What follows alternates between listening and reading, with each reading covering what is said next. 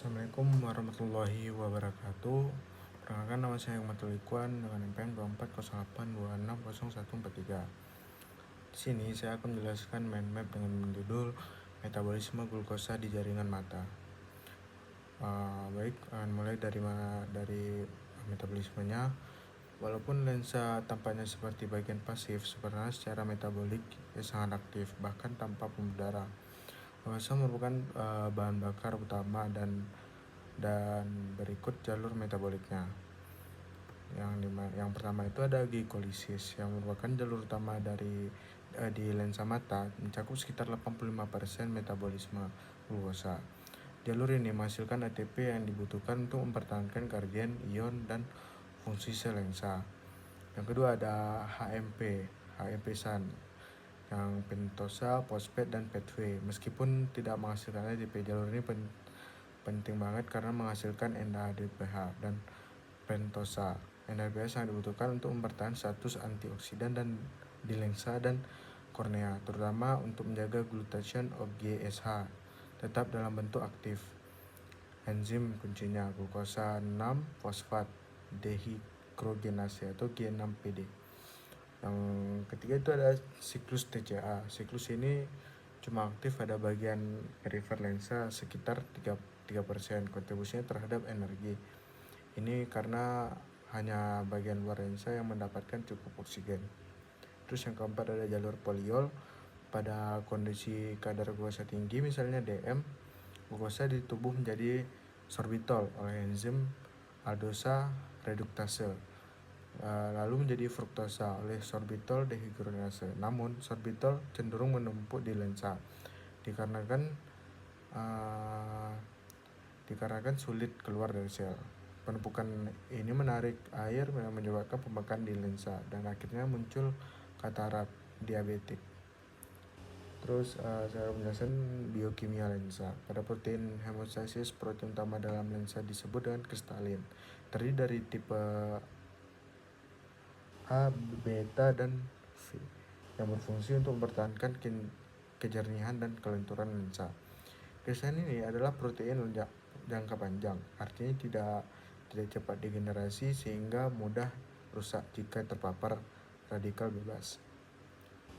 Untuk kristalin sendiri mudah mengalami degenerasi, oksidasi, argerasi. Ini yang menjadi dasar dan pembentukan katarak. Untuk menjaga stabilitas internal, lensa sangat bergantung pada NAK atase dan mempertahankan tekanan osmotik, terus glutathione GSH, dan memenuhi SH grup pada kristalin agar tetap larut. Terus untuk katarak sendiri dari proses kimia ke klinis, katarak senilis yang terjadi pada penurunan stres oksidatif kronis protein kristalin dan mengalami perubahan struktur tidak larut lalu membentuk agregat lensa menjadi keruh. Yang ada katarak diabetik pada pasien diabetes jalur poliol yang menjadi dominan. Glukosa tinggi, aktivitas aldosa reduktase, sorbitol dan fruktosa menumpuk, osmolitas inseluler, air masuk dan pembekakan kerusakan sel lensa. Terjadi juga oksidasi protein kristalin atau kekeruhan. Faktor risiko lain yang termasuk adalah paparan sinar UV membentuk radikal bebas, terus penurunan aktivitas oksidan GSH, enzim protease, katalase, dan akumulasi H2O2, oksidasi protein lensa. Terus untuk kornea, retina, vitreous humor, aktivitas biokimia, meski tipis dan transparan, kornea aktif secara metabolik. Sekitar 65% glukosa masuk ke jalur HMP SAN, bukan ke glikolisis. Karena di sini NADPH sangat dibutuhkan untuk menjadi mentotalisir radikal bebas. Kornea juga sangat rentan terhadap kerusakan oksidatif dikarenakan kontak langsung dengan O2 dari udara. Untuk retina sendiri adalah jaringan yang paling aktif secara metabolik dan di tubuh manusia, bahkan lebih dari otak. Dia sangat kaya akan VUVA DH yang sangat mudah teroksidasi, terus mengandung erythropoietin, protein fotoreseptor yang menghasilkan singlet oksigen yang menyerap cahaya, butuh perlindungan ekstra dari vitamin E dan enzim oksidan. Kekurangan vitamin E atau selenium bisa mempercepat kerusakan retina. Untuk fatty sumur yang mengandung asam hurnat yang menjaga funksitas dan transparasi.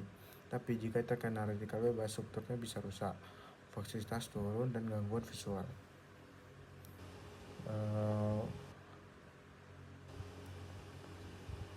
Terus oksidan dan ganda terperan permanen mata.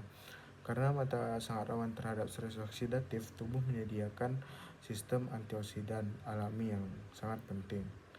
Yang pertama itu ada glutathione AGSA yang paling penting dalam lensa kornea, menjaga agar SH pada kristalin tetap tidak teroksidasi. Terus menjaga agar SH pada kristalin tetap tidak teroksidasi. Rasio GSH dan GSG dijaga oleh enzim dan gisarulitase, dan vitamin C atau asam ascorbat terdapat di air mata, kornea, humor aqueous, dan retina, dan menghambat adenosyritase, mencegah konversi glukosa sorbitor. Resikel vitamin E yang menetralisir sebagai ROS. Terus untuk vitamin E atau atokterol dominan di segmen luar fotoreseptor retina, cegah oksidasi lipid, pembentukan difusin, pigmen penuaan.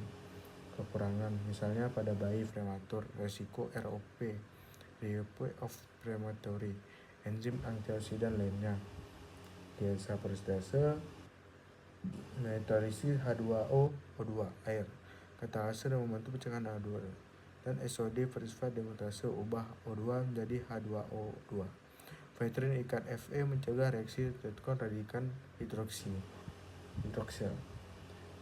Sebagai penutup dari manual ini, kesimpulan sistem penglihatan kita bukan hanya mengadakan mekanisme optik dan neurologis, tapi juga sangat penting untuk pada metabolisme glukosa, perlindungan antioksidan, dan keseimbangan molekuler yang kompleks. Kalau sistem ini terganggu, misalnya karena diabetes atau defisi vitamin atau juga stres oksidatif, maka struktur mata seperti lensa, retina, dan kornea bisa rusak, yang akhirnya berdampak pada penglihatan kita.